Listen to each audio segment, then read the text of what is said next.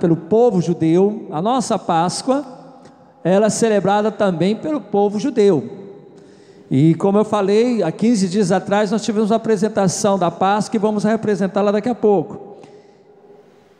E você vê então nesse texto que a mensagem dos apóstolos, ela estava centrada em Jesus. Jesus é o centro da mensagem de Deus para o homem. Jesus é o centro da Bíblia. Se você tirar Jesus, você tira toda a Bíblia. Não tem como tirar Jesus da Bíblia. Não tem como tirar Jesus da Bíblia. Não tem como querer dizer, não, o Velho Testamento é o Velho Testamento, o Novo Testamento fala de Jesus, mas o Velho Testamento não fala de Jesus.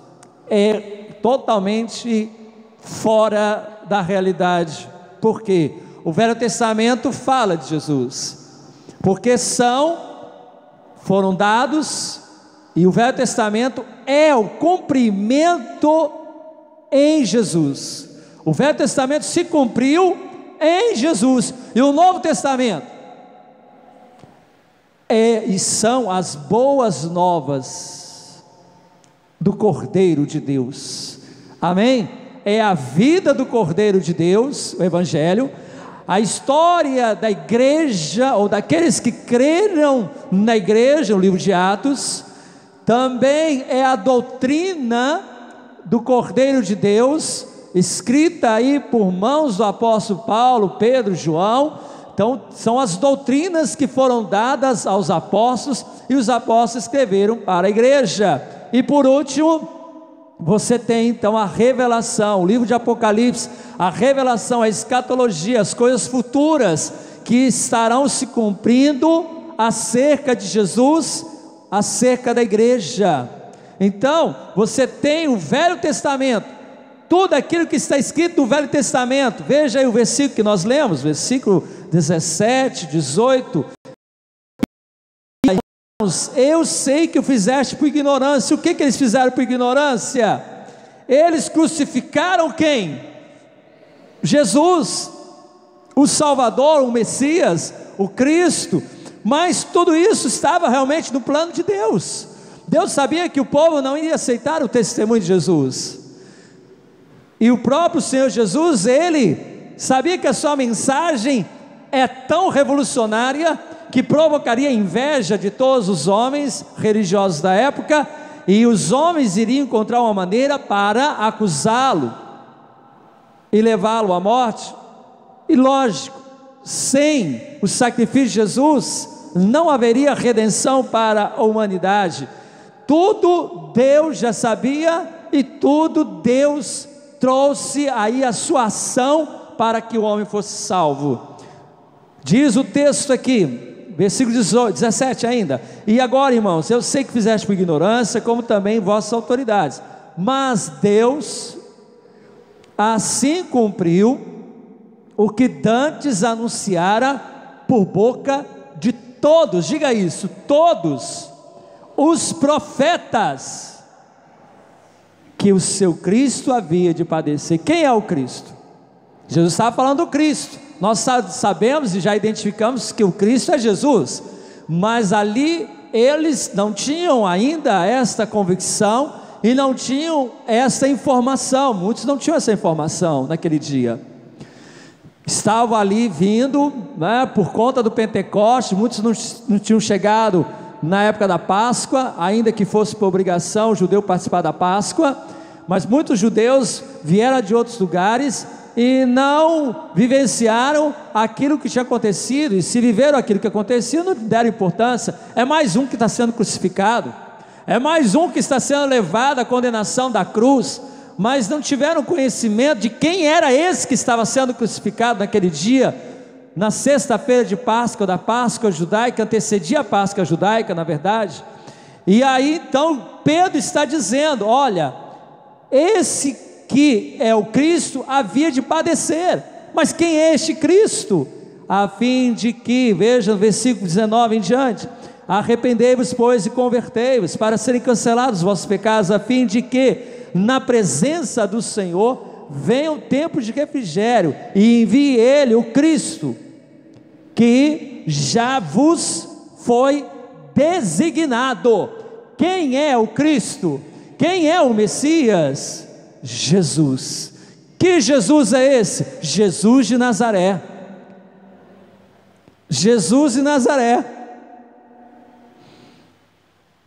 Porque muitos também tinham esse nome. Naquela época, o nome Jesus era um nome que não era único para Jesus. Muitos tinham o nome Jesus, que no hebraico significa Josué. No hebraico era Josué, no grego Jesus. Então você tem aí que identificar quem é esse Jesus. Jesus, que Jesus? O Jesus a qual nós seguimos. Quem é esse Jesus a qual vocês seguiram? É aquele que era de Nazaré. Ouviu falar dele? Sim, eu ouvi falar desse Jesus. Ele diz que curava, diz isso, diz aquilo. Sim, é esse Jesus que nós pregamos. Ele ressuscitou. Ele ressuscitou no terceiro dia. Ele foi crucificado, sim, injustamente condenado. Ele era inocente. Todas as acusações que levantaram contra ele eram errôneas. O julgaram e o condenaram sem saberem que ele estava realmente falando a verdade. Ele é o Filho de Deus. Eu mesmo recebi a revelação, dizia Pedro em outras ocasiões, com certeza ele declarou isso. Esse testemunho de Pedro ele deve ter repetido várias e várias vezes, porque ele, em Mateus 16, ele recebeu uma revelação tremenda. Ele disse com toda a unção, propriedade, consistência, convicção, quando Jesus perguntou para os seus discípulos: quem dizeis ser o Filho do Homem? E alguns disseram, uns dizem que é João Batista, que ressuscitou, outros dizem que é Elias, que também ressuscitou, outros dizem que é algum dos profetas que ressuscitaram, ou qualquer outro profeta que foi levantado por Deus. E aí então Jesus aplica a mesma pergunta para eles, dizendo: e vós, o que vocês dizem acerca de mim? Pedro imediatamente, naquele impulso do temperamento dele, ele declarou: tu és o Cristo, o Filho do Deus vivo. Aleluia! Aquela revelação veio do trono de Deus, do coração de Deus, da própria manifestação da sabedoria de Deus na vida de um homem. E ele com certeza repetiu esse testemunho por onde ele pregava: eu mesmo testifico que Deus me revelou que ele era o Cristo, o Filho do Deus vivo. O condenaram por blasfêmia, o condenaram porque ele se dizia ser Filho de Deus, e ele era realmente o Filho de Deus, testemunhado não só por mim, mas até pelos gentios. Os próprios gentios começaram a dizer, depois que, quando Jesus na cruz disse: está consumado, inclinando a sua cabeça, entregou o Espírito. Naquele momento houve tremor na terra, e eu creio que houve também um tremor no céu. Na verdade, o tremor na terra foi simplesmente um reflexo do tremor do coração de Deus. O coração de Deus tremeu naquele momento, de amor, de compaixão, e a terra recebeu como que o reflexo do Criador. E não só a terra, eu creio que todo o universo tremeu num abalo sísmico do que estava acontecendo no coração de Deus. As pedras fenderam, os sepulcros foram abertos, e homens santos ressuscitaram e testemunharam e falaram. E os gentios, os romanos que crucificaram a Jesus, e ali aquele homem que também estava ali, aquele soldado romano que ali estava ali, ele declarou: verdadeiramente este é Filho de Deus. E ele fala no singular, ele não fala esse é o filho dos deuses, como os romanos criam em vários deuses. Mas aquele homem romano, mesmo sendo romano, ele diz: este verdadeiramente é filho de Deus, do único Deus. Aquele soldado romano que testemunhou todo tipo de situação que veio sobre Jesus naquele dia, testemunhou a crucificação de Jesus, quem sabe até participou. O sangue de Jesus, quem sabe estava em sua pele, em seu corpo, em sua indumentária. Ele recebeu o sangue de Jesus, e o toque daquele sangue o libertou das cadeias do inferno, querido. O toque daquele sangue o libertou de toda aquela obra maligna que com certeza havia sobre ele, de idolatria, de crenças dos seus pais. Não foi uma mágica, não foi uma lavagem cerebral, mas foi um encontro com Jesus, Filho de Deus, o Cristo. E ele testemunhou: este verdadeiramente é Filho de Deus. Feche os seus olhos, querido. Oh, querido, o sonho de uma criança era ver Jesus. Eu conheci uma criança que na sua infância, ele sonhava: o meu sonho, a minha fantasia é viver na época de Jesus e conhecer Jesus.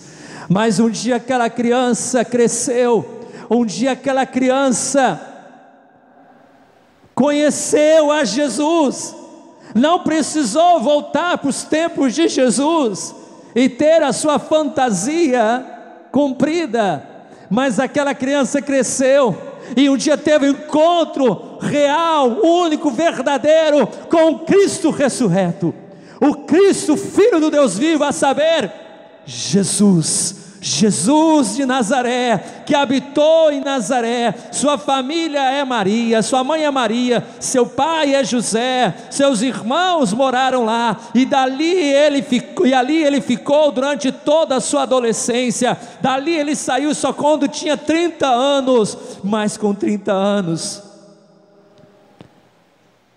ele foi receber de Deus o ministério e começou a cumprir o propósito de Deus para a sua vida.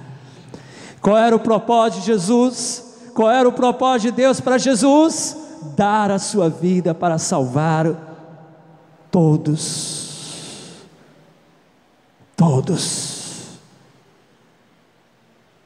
Porque Deus amou o mundo de tal maneira. Vamos repetir? Porque Deus amou o mundo de tal maneira, deu seu Filho unigênito, para que todo aquele que nele crê não mais tenha a vida eterna. Aleluia, glória a Deus. Fique de pé nesta hora, querido. Abra o teu coração.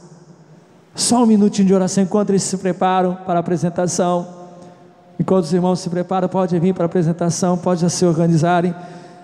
Enquanto eles se preparam, se organizam, abra o teu coração e fale: Deus, eu quero receber mais de Ti, eu quero mais de Ti, eu quero mais de Ti, eu quero testemunhar de como Tu és grande, como Tu és poderoso, como Tu és maravilhoso, como Jesus é maravilhoso, querido.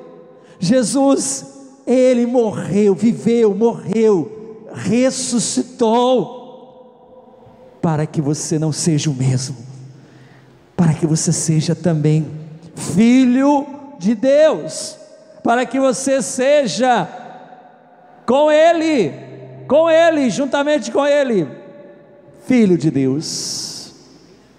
Filho de Deus. Ele é poderoso para mudar o seu coração. O que iremos fazer? Perguntou aqueles homens para Pedro, diante da mensagem impactante de Pedro. Aqueles homens começaram a dizer: que faremos, irmãos? que faremos? Convictos, convencidos da verdade.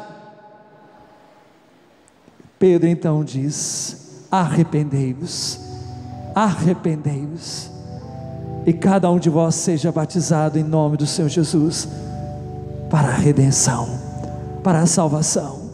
Amém? Diga comigo: Senhor Jesus, fala ao meu coração, continue a falar ao meu coração.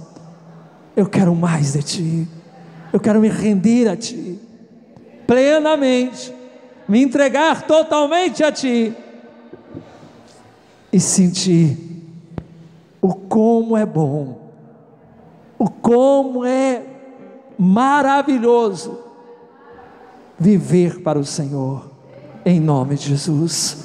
Amém? Glória a Deus. Pode sentar. Tudo pronto? Amém. Isso.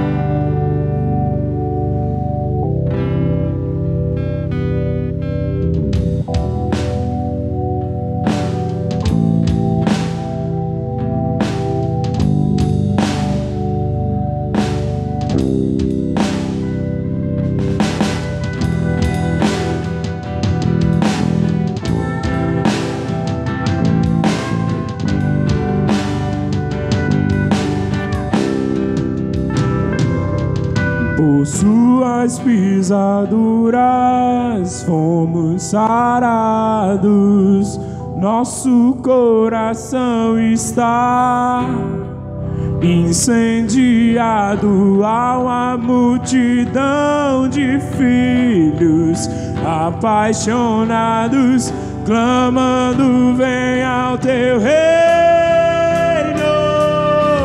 Por suas pisaduras fomos sarados, nosso coração está incendiado. Há uma multidão de filhos apaixonados, clamando: vem ao teu reino.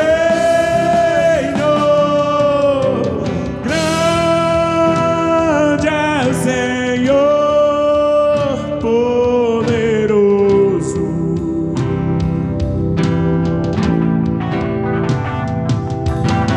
digno de todo meu amor.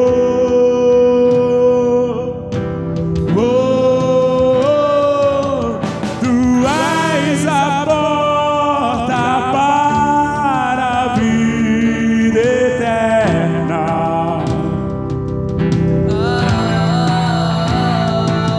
Tu és o caminho aonde vou.